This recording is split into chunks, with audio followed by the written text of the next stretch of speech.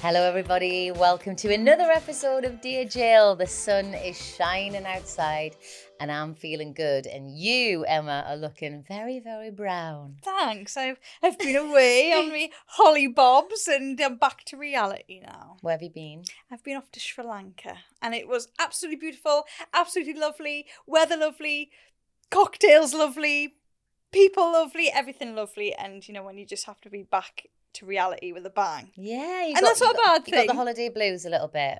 A little bit. A lot. Is. I'm depression.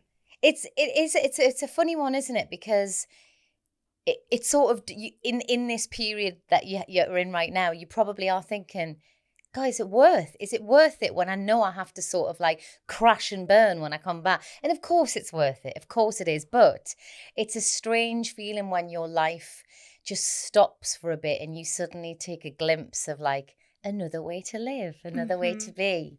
And then all of a sudden you're like, no, don't take me back.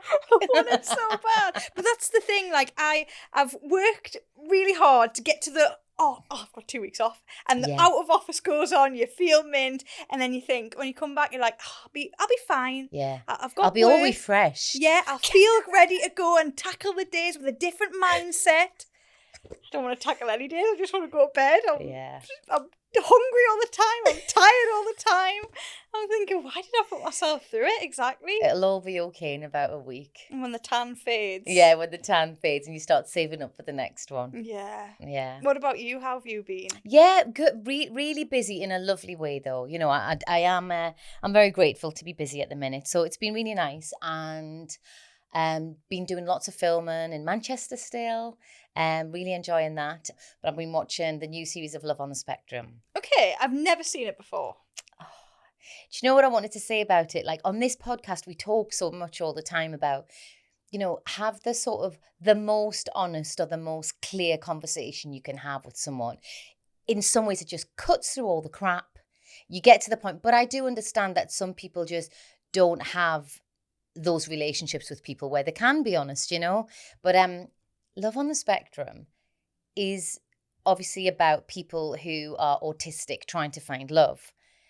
And the honesty of the people on this show and the way they interact with each other is so pure and so authentic. And at the end of a date, they'll say, you know, did you have a nice time? They say, yes, I had a really nice time. Would you like to see me again? And they might say, no, I think we're better as just friends. And they'll say, yeah, that's great. Okay, have a nice time. Have a nice day. Really nice to meet you. Because there's the area of the ego and being offended by something and thinking, why did that person not like me? That seems to be less important on Love on the Spectrum to them finding the right person for themselves. They're really bothered about what interests the other person has and does it align with their interests, what they're into, like how they make them feel. And it's just the honesty and the authenticity and the way they just cut through the rubbish. I just think, yes, this is the way to date. This is the way to do it. If you're wondering what's going wrong, take a leaf out of anyone's book on that show. They are so true to themselves. They do not hide behind anything. They're like, I like this.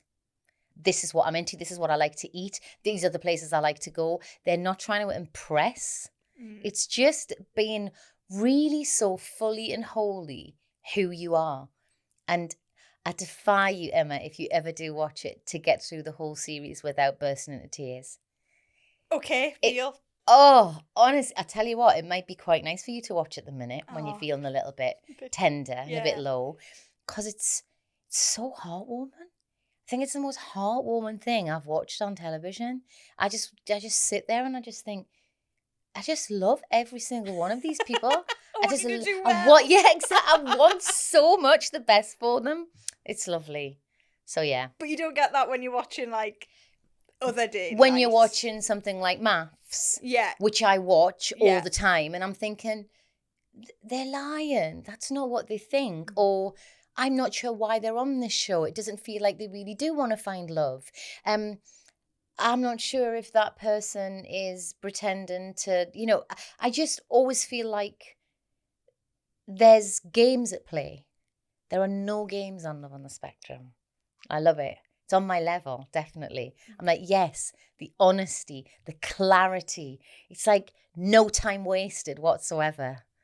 It's lovely. Maybe, as we say on this, let's all be open and honest. And that's what we need to do. You love it. Yeah, it's really like you learn so much from the way they communicate. I feel like there's so much to learn about that style of just dropping the bullshit. Just dropping the BS and just being like, this is me and this is you. Are we into each other? Yes or no? No. Okay, let's move on. It's not pussyfoot around. Yeah, love it. I don't know though. Me being the way I am at the minute, I'll be like, oh, but are you sure? Am I too much? Am I too less? I see. That's what gets me. Yeah, I know. But let's do some open and honesty, shall we? Let's do it. Our first voice note is from Jamie. Hey, dear Jill, it's Jamie here from Cambridgeshire. Loving the podcast, and I just wanted to talk about friends. You know, sometimes you've got a friend that you've had for, it feels like forever, maybe 20 years or more.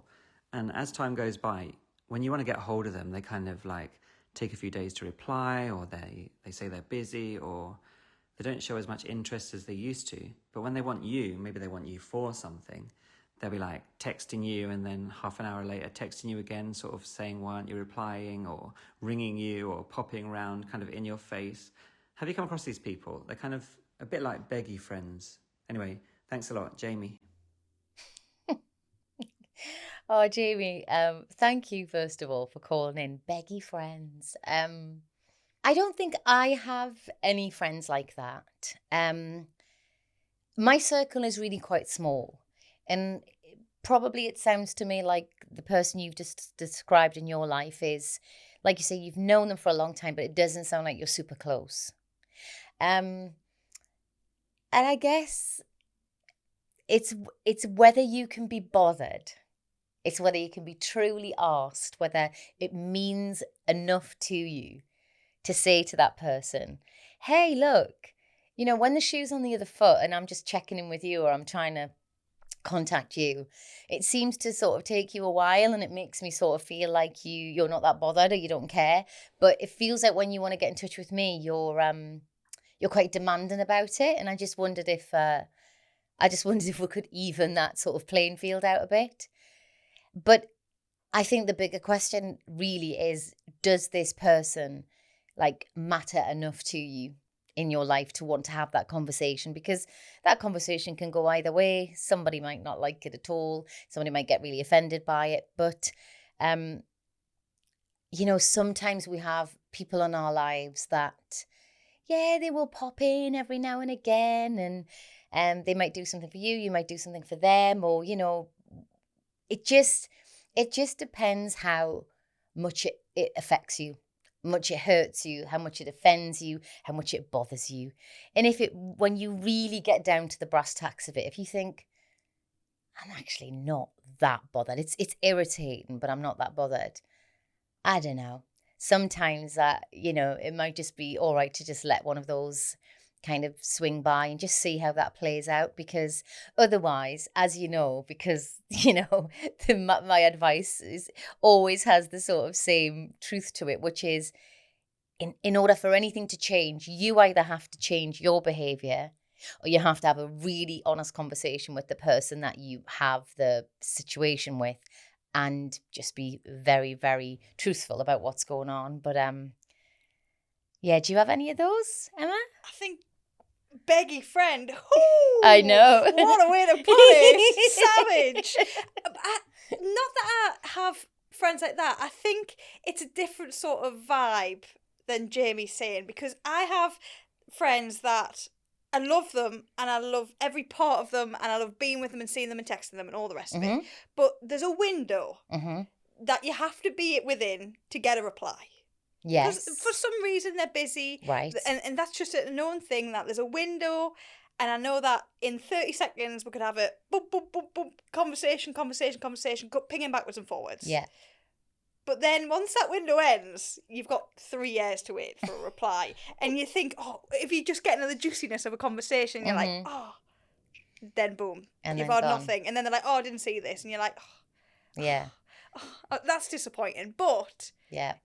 that doesn't mean that I'm like, oh, I need to get rid of you. It just means maybe you're busy, maybe you're doing something. Yeah. You know? And haven't we, I'm sure we've touched on this before. And, you know, like for me and you, where we're self-employed. So essentially, it's like having, at times, 6 different workplaces. Mm-hmm. So with those 6 different places of work that you are going to within 2 weeks or whatever, you've got a whole set of friends and colleagues within that. So sometimes there can be a lot going on. You know, if I'm doing a job and then I've also got my own like friends, and then I've got a family, and then maybe I'm sort of setting up for the job after that, there could on any given day be a whole set of emails or WhatsApp chats from each of those groups. So I would probably hold my hand up to say sometimes I could be less engaged in those chats than I might be on it another day, because I just sort of think, oh, I haven't got the bandwidth, so I'm just going to have to go to the one that I have to reply to and leave the others. Would you sort of like, is that your experience as well? And that's maybe we're on the other end of Jamie, because he's like, oh, why are these people not? But I'm like, also like, sometimes this is really bad, I'll deliberately not open a message, because if I open something, I feel like I have to reply. So I'll deliberately not open a message because I know what that person's going to tell me and I don't have the bandwidth for it. Yes. So I'll deliberately go, I'm not ready to open that yet. I'm not ready to have that conversation, but I will be. Yes. I just don't know when. Yes, it is. It's hard, isn't it? And I think just the way the world is, the way that we've opened up these lines of communication, which is wonderful, that you can literally text somebody in Australia and they will be able to text you back. That's amazing. But it's also the curse, isn't it, of, have you read my WhatsApp? Well, yeah, you have. Because I've swiped it and you said read. You know, and it's like, okay, now, if that happens to me, if I've sent someone a message and I can clearly see they've read it, I also then think to myself, yeah, but just because they've read it, it doesn't mean to say that it warrants a reply immediately. Mm. I might be saying something to them that, again, they don't have the bandwidth for, or they think that's for like another day's thinking, or that's for when I see them next, or, you know, things like that. Or I've done that thing, which definitely sounds like an excuse, but it's real. Have you ever done this? You draft a reply and you truly think you've sent it. Yeah. And someone goes, did you have a think about that? And you look back and you go, it's waiting. It's there. I literally wrote that. That feels terrible because that always feels like it's an excuse. Mm-hmm. And you're like, no, I really did. I really did reply. But yeah, it's the curse, isn't it? It's the curse of being utterly connected all the time that I think some people just, me included at times, you just think, I just want to switch off from all of it, which is probably why you had such a beautiful time away, and why when you come back, it's partly that, isn't it? Just the sort of the barrage of connectedness. I think I was going to mention, I was like, I've told you that I've been away. I think this is going to be the throughout the episode. Yeah, I have been away, and people would obviously message me not knowing I'm away, because if you'd email me, you'd get the out of office. You need to just send that out of office reply on your WhatsApp. Imagine though, that's what I needed. But then I'm like, people are like, oh, so on this day can we do this? And I'm like, I am not in any frame of mind to be looking at the future. Yes. What? Yeah, I'm living right in the moment right now. I'm on the beach. Enjoying every second here. Don't tell me what I'm doing next week. I'm not coming back. And they're like, but where's our organiser? She's gone.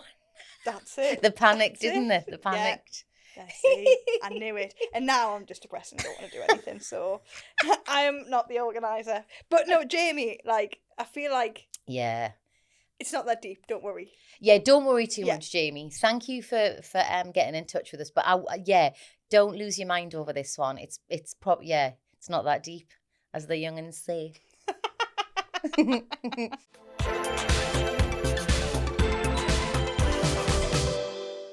let's get to our next voice note, which is from Jane. Dear Jill, I've been struggling with a decision that feels too difficult to make. My dog Max has been with me for almost 12 years. He's been my constant companion through so many phases of my life, and I can't imagine my world without him. Lately, though, his health has been declining rapidly. He's having trouble walking, he's losing his appetite, and it's clear that he's in pain. The vet says his quality of life is deteriorating, and I've been given the option to make the incredibly difficult decision of putting him down. I know it's the kindest thing to do for him, but I feel an overwhelming sense of guilt. How do you know when it's truly the right time? I've read that pets often hide their pain and that they can still find joy in small moments, but I fear I might be holding on to him for my own comfort rather than for his well-being. I feel like I'm being selfish, but I just can't imagine life without him. The thought of saying goodbye feels like it would tear my heart apart, but I also don't want him to suffer longer than he needs to. How do I find the courage to make this decision, and how can I ensure that I'm not keeping him around out of fear or selfishness? Oh. I mean, this is impossible, isn't it?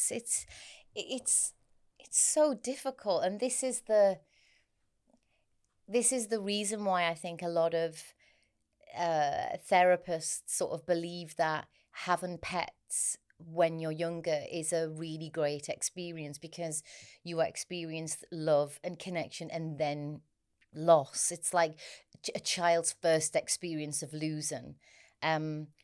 Because we know that if we're, if, everything goes okay, we're going to outlive our pets. I don't know. I don't know how you know. I just don't know. You love your dog, Max. It was Max, wasn't it?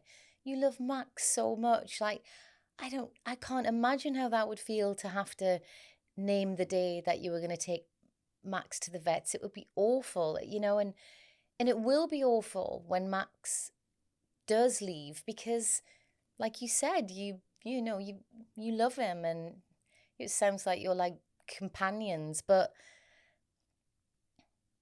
I also know how horrible it is to see pets in pain, and when they start to lose control of their bowel movements, and they start to, their legs don't work properly anymore. It's really upsetting. It's upsetting to see, and it must be awful for the animal. But I just don't have an answer for you. I just, only you will know. Only you will be able to feel that the day has come where it seems like he's in too much pain, and you're ready to like release him from that. But I just don't know how.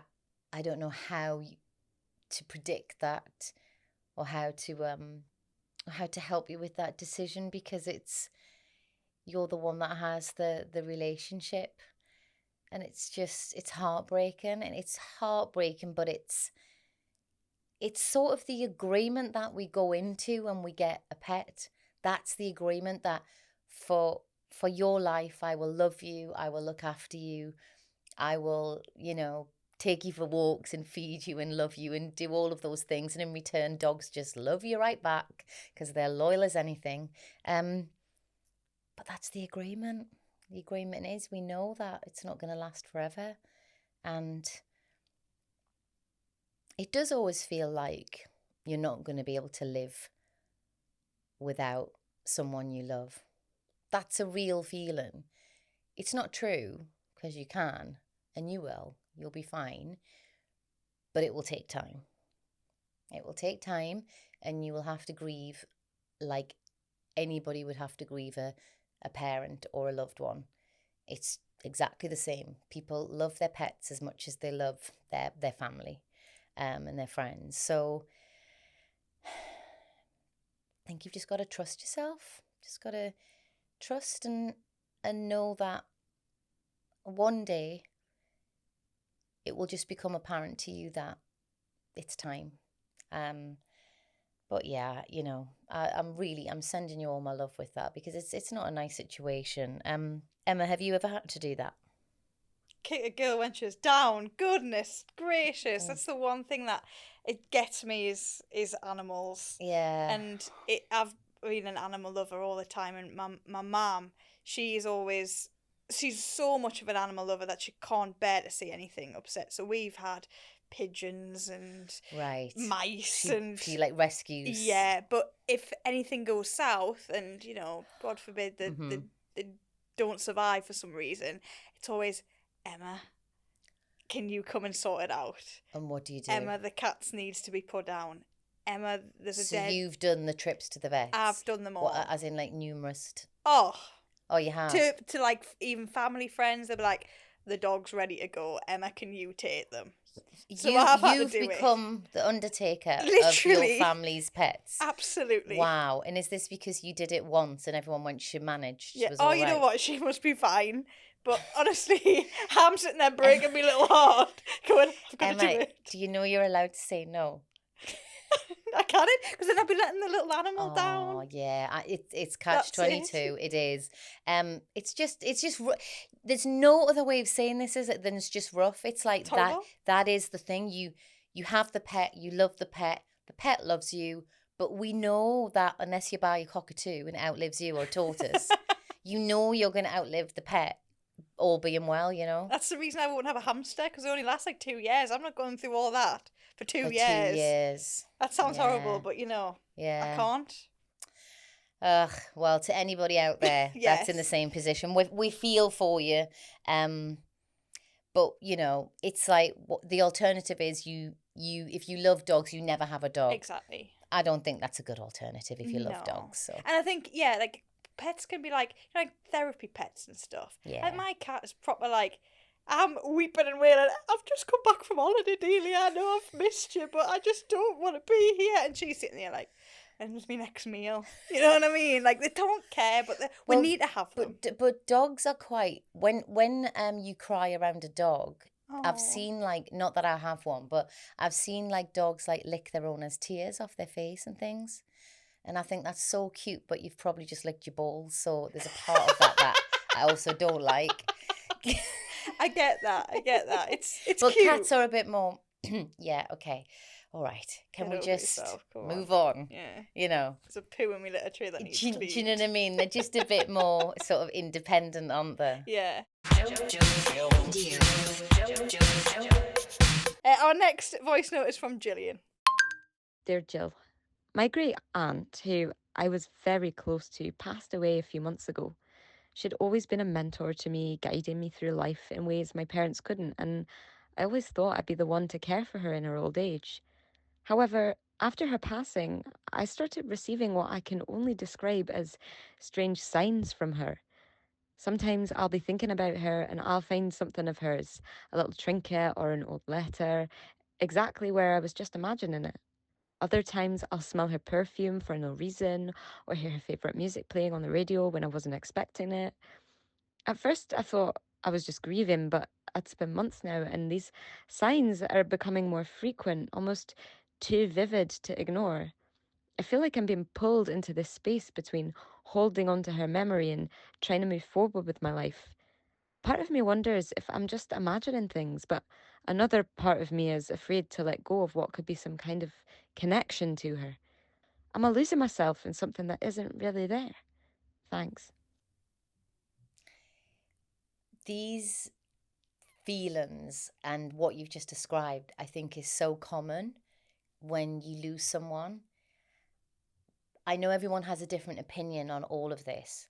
I personally think it's really beautiful, and I think it's so gorgeous that you're getting these little messages, little signs, the smell, like you said, her smell and things that remind you of her. If I was you, this is just my opinion, I wouldn't think for a minute that I was going mad and that it was stopping me from moving on. It's just a reminder that, you can be somebody's mentor in life, but I really believe you can be somebody's mentor after you've left as well. Because when somebody has made such a profound effect on your life in the way that she has with yours, you never forget that voice. You never forget that way of thinking. So as you move forward and she stays close to you, there will be loads of times in your life where you think, what would she have said right now? What would her advice be right now? And I bet you, you know what she would say to you. Because that voice, that soothing, older voice that has guided you, like you said, in a way that perhaps your parents haven't been able to, that's part of you now. It's absolutely part of you. Like, that's how much effect that person's had on you. So I say keep it close. Keep all of those signs and talk. I think it's lovely when you talk to people who have died.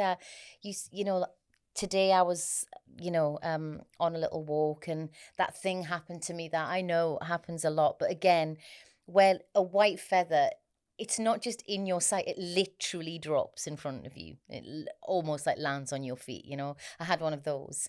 And without even thinking about it, I just went, hiya, Dad. I didn't quite, it just felt like that was him. And I just sort of smiled and just said, it's nice for you to be here. And then I carried on. And I would never want to lose having those moments. I have no desire to get rid or shed any of those like signs that appear in your life. And especially because she was somebody that you went for counsel. Keep her voice, keep her energy, keep her counsel in your head, because you will still rely on her moving forward. I will guarantee you will sit on the edge of your bed and go, what do I do now? And if you listen hard enough and stay quiet for long enough, you will absolutely hear the answer. What do you think about that, Emma? You really give it to them. I think signs are a lovely thing. On there. Yeah, and as I said, like the feathers, robins, they're one. Mm-hmm. What other Messengers. things are there? I mean, like she was saying, the smell. Yeah. That is really amazing, that when there's no one or nothing seemingly around and someone's smell wafts, and it's so gorgeous. It's such a beautiful feeling. Or just, I don't know, like you could be thinking about just a decision you have to make, and suddenly something appears, or it feels like you're being informed of something. And I think that's all, the workings of just keeping like energetically linked with each other. And I know loads of people have so many different opinions about this. They're like, oh, it's a load of rubbish, or oh, it's this. And it's like, I don't care. It brings me comfort. Exactly. And I want to keep that close to me. Yeah. If it is all coincidence, yeah, then I've took a little bit extra from it. Yeah. So what? So what? So what? Exactly. And there's so many things that we can't explain in this world. So many. So why should it be so difficult to believe the thing that you can't explain? It's like there's so many things that we haven't quite worked out yet. So yeah. Keep them all, have them all. They're lovely. It just means that they're there beside you. Sometimes I wish that me granny, who puffed like a chimney, I wish she wasn't there, because I could be in the nicest place ever and it stinks of smoke. And I'm like, yeah, man, why do I have to get that smell? It's funny you should say that, because in the flat that I used to live in London, no one who ever was in that flat ever smoked. And there was a certain spot that I used to sit in that I could smell smoke. It got to the point where it was slightly driving me mad. I started smelling the walls. Is it the walls? Is it the sofa? Is it the floor? Is it? And then I thought, maybe it's my nana. Maybe my nana's just here. And then the smell became comforting to me. Yeah. I was like, we're all good. It's all right. My nana's just watching the telly with me. Yeah, man, will you put that out and not in my house? No, they're nice. What if you were, when you go to the higher side of life, what sign would you drop? Do you know what? I'd love to think that, when someone's in a bit of chaos or a bit of crisis, I'd love to think that like I could just put my hands on them, or they could just feel like a sort of healing presence around them, or just something that calms them. Have you ever had that in your life where you think, I think I might lose it? Yeah. And then you go, I don't know what happened there, but it was like something went through me, and you're like, I felt really calm. I'd like to do that for people. I'd like to give them like those like moments of going, just breathe, just be calm, don't do anything right now. You're about to probably do something you regret. So let's take a moment. What would you do? I don't know. Yeah, I would. You could probably be with people when they're putting their pets down. Yeah. That's my to help moment. them through that. Yeah. Because you're an absolute pro at it. There's a thing that if you know when you feel like there's cobwebs in your hair, and it's meant to be people like touching your hair, stroking, and I feel like that's a bit weird, but I'd like to, maybe a shoulder or a tear to wipe away. That tear didn't fall that way; it fell that way because of some reason. I don't know. But I always have like the fantasy of being like Patrick Swayze in Ghost, where I start to learn how to move things and stuff. That I have that fantasy. And you're doing the whole thing. Still working away, even though I'm dead. The grind never stops. Get that on my CV. Patrick Swayze, get your heart out. Let's have another one. Our next one is from Ella. Dear Jill, my name's Ella and I'm currently dealing with severe anxiety. You, your TV shows and your podcast have really inspired me to keep going.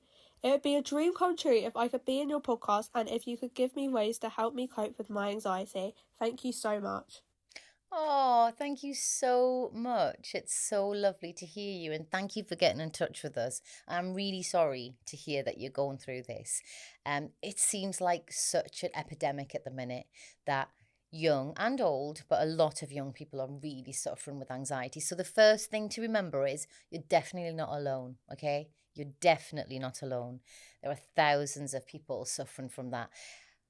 I personally think it's a bit of an overload of information. I think that's one of the reasons why people feel so anxious at the minute. And it could be that that's one of the things you could look at. I'm going to start like really practical. Like, do you spend a lot of time on social media? Do you scroll a lot? Do you read a lot of news? Do you go on lots of WhatsApp groups where there's a lot of perhaps gossipy stuff? And if the answer is yes to any of them, I would say, okay, for a week or two, if you can do it, try and remove that stuff from your life and just see if it affects the way you feel. Because I think one of the things we don't realize is how stimulated we are all the time. Like, it's constant. And I include myself in this. Sometimes I actually gasp at how much my phone has been beside me all day, whether it be listening to a podcast, I'll have an audiobook on, maybe I'm looking at some social media, then I'm looking at the news, then I might be shopping on it. And it's like, that's too much. It's too much. And even I'm aware of it and it's still too much. So that would be the first thing I would do. Just really look at how connected, and I say that in inverted commas because it feels like you're connecting, but you're not really. It's a virtual connectivity, and I think it induces like total overstimulation and anxiety. The second thing I would say is that one thing that I've learned, and I've said this before on this podcast, but it's always worth repeating, you are not your thoughts. You are not your thoughts. So if you have a running commentary going around in your head one day, like sometimes if I get up and I'm anxious, I'll be thinking, oh, well, why did I get up at that time? I should have got up at that time. Oh no, none of these clothes look any good on me. Oh, what am I going to do? What if I get to work and then I can't do that scene because I haven't learned the lines properly? Why didn't I learn the lines properly? It's like a running commentary of reasons why today is going to be a struggle, or why I'm already overwhelmed, and why I should have done things better. And it's because I'm a bad person because I didn't prepare properly the night before, and on and on and on and on it goes. So the best thing that I can do in that situation, which might help you, is just to say to myself, first of all, 3 deep breaths, definitely breathe. It's quite hard to be really anxious when you breathe deeply. It's really, really difficult to do. So breathe and slow your breathing right down, and then say to yourself, I am not my thoughts. My thinking is just that. It's just thinking. It's not who I am. It's not who I have to be. And I do not need to pay attention to it. And once you've calmed down and you've removed yourself from that, then you just say to yourself, what would be the next best thing for me to do? And that might be, well, I've got to have a shower because I've got to go to work or I've got to go to school. And just split your day up into little incremental sections and just focus on being really practical and focus on just doing the next best thing or the next right thing, depends which way you want to say it, that you need to do that day, and stop projecting to any point in the future. Just stay in the moment and do the next thing. Stay in that moment, do the next thing. Stay in that moment, do the next thing. And don't allow yourself to get too far ahead, because they say anxiety is future worrying and depression is usually past.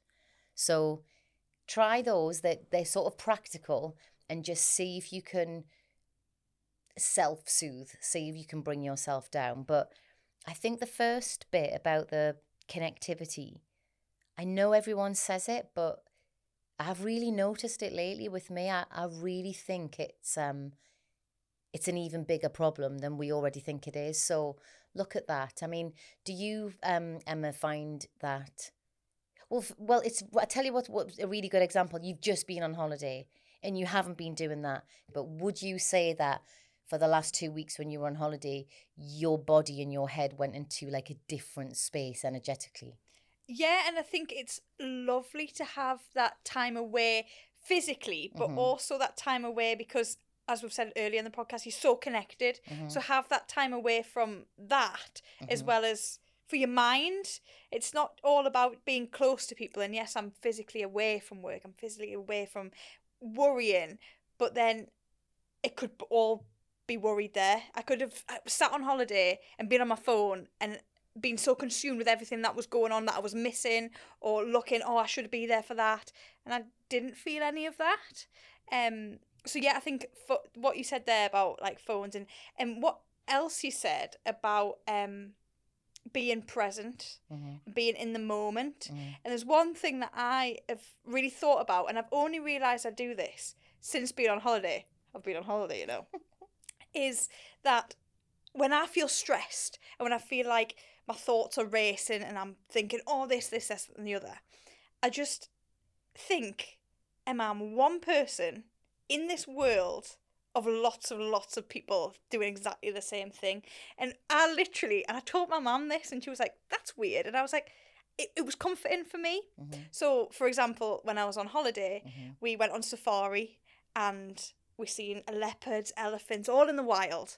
And what I would do when I'm stressed is that I pick myself out of this body and I put myself in an elephant that's just going about his day in a jungle. And I think about what he hears.